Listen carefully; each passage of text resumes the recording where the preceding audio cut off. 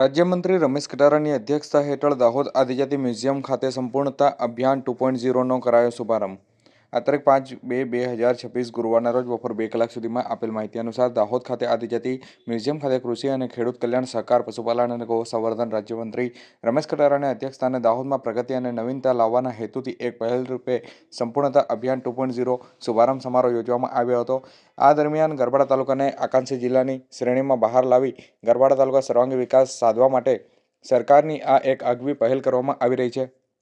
ત્યારે આંગણવાડી આરોગ્ય અને ડ્રોપ આઉટ રેશિયો ઘટાડવા માટે તેમજ માળખાગત સુવિધાઓ પર વિશેષ ભાર મૂકવામાં આવે અને નોંધનીય છે કે નીતિ આયોગ દ્વારા શરૂ કરવામાં આવેલા એસ્પિરન્સ બ્લોક પ્રોગ્રામ હેઠળ ગુજરાત રાજ્યના કુલ 10 જિલ્લાના 13 તાલુકાઓમાંથી દાહોદના ગરબાડા તાલુકાનો પણ સમાવેશ કરવામાં આવ્યો છે।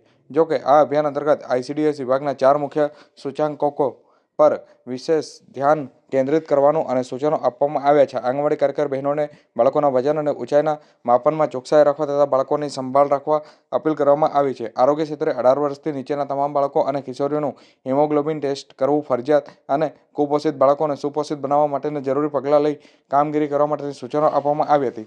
શિક્ષણ વિભાગમાં દરેક શાળાઓમાં કુમાર કન્યા માટે અલગ શૌચાલયની સુવિધાઓ સુનિશ્ચિત કરવા પર ભાર મૂકવામાં આવ્યો હતો। શિક્ષણમાં ડ્રોપઆઉટ રેશિયો ઘટાડવા માટે ધોરણ 8માંથી 9માં પ્રવેશ બાળકોને વંચિત ન રહી જાય તે માટેની કાળજી લેવા માટે શિક્ષકોને તાકીદ કરવામાં આવ્યા હતા।